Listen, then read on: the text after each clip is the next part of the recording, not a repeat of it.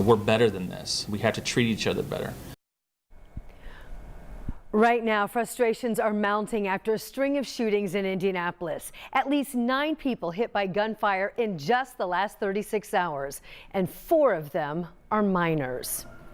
We are just learning some late-breaking developments in the most recent shooting that was unfolding on the south side of Indianapolis. In fact, it was just in the last half hour that police confirmed to 13 News that a man died from his injuries. This is a shooting that happened around 7 o'clock near East Hannah Avenue and South Rural Street. Police tell 13 News officers did detain a person of interest. And just an hour earlier before that, police found 2 people shot at a motel, this on the east side. Police say they found 2 men with gunshot wounds, one now in critical condition, the other said to be stable. Right now, we're working to learn what led up to both of those shootings, and we'll have more on those other cases for you in just a moment. But first tonight here at 11, a group that is aimed at reducing gun violence in our city joins neighbors in a northeast side community. Our Logan Gay spent the night at Hubbard Gardens Apartments with the Indy Peace Fellowship. Logan. And at a time when some communities are being torn apart by gun violence, this event was all about bringing people together. Parents living at the Hubbard Gardens Apartments want the same thing all parents want for their children, an opportunity for kids to be kids.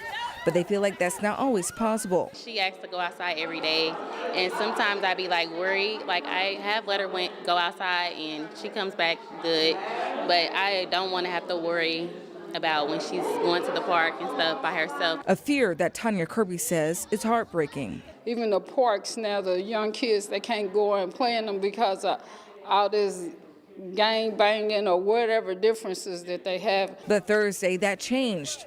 The Indy Peace Fellowship fired up the grill, put on an Easter egg hunt, and brought services to the community. I haven't seen this many children out, gathered together in such a long time, and I'm just thankful. Services like educational and learning opportunities, free meals, and employment training services.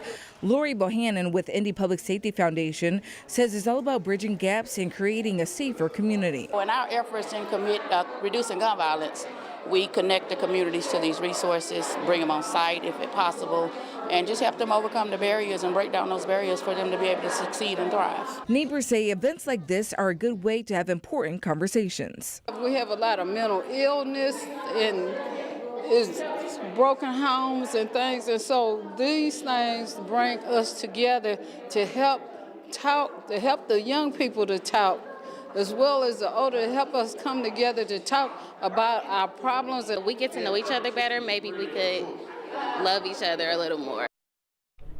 During the event, organizations gave out flyers like these for other upcoming events around the city.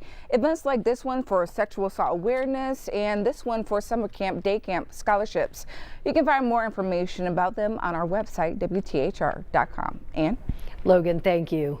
The worries from parents in the city tonight certainly are easy to understand. As we mentioned, 4 young people were hurt in this recent string of shootings in our community. Yeah, so I got a confirmed person shot, extremely critical. Cars into a house. We need to shut this down. Tonight, 2 boys are recovering after a deadly shooting on the west side. Investigators have just identified the man killed as 20-year-old Ian Kenneth LeQuinn Nabers. Police say they found Nabers inside a car that crashed into a home around 11:30 last night. We talked to a neighbor who says she went outside to see what was going on when she heard the shots. Well, I came out and I didn't see anything at first because the cars blew by so fast. And then I came out around my driveway and that's where the boy was. And his friend had already ran over there.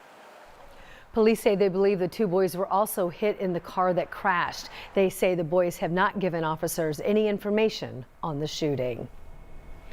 And then, less than 2 hours later, police tell 13 News they got another call to another shooting involving a child. This one also on Indy's west side. There, police say that a boy was hit by a bullet when someone fired a shot toward a house near 38th and Muller Road. Right now, we're working to learn how he's doing. Also, a 5-year-old girl was taken to the hospital in serious condition after a shooting at a northeast side apartment complex yesterday afternoon. Tonight, police tell us there were several people in the apartment at the time, but they have not said how the child got shot. So we just talked to IMPD Chief Chris Bailey about these recent shootings in Indianapolis. And the chief tells us that everyone has to be better at resolving conflicts without resorting to gun violence. Heat of the moment conflicts cannot explode into gunfire over really what is insignificant in life. It really cannot, and we can't impact that. If we knew when an argument was going to occur and that one of the persons was armed and if that person was going to pull the gun out and shoot another person, I would put a cop there to stop it, and a cop would voluntarily go and put themselves between that to stop it. We can't. Of course, we have extensive coverage of these shooting investigations right now online at WTHR.com. And there you can also find information about contacting police if you have any information that could help them close these open cases.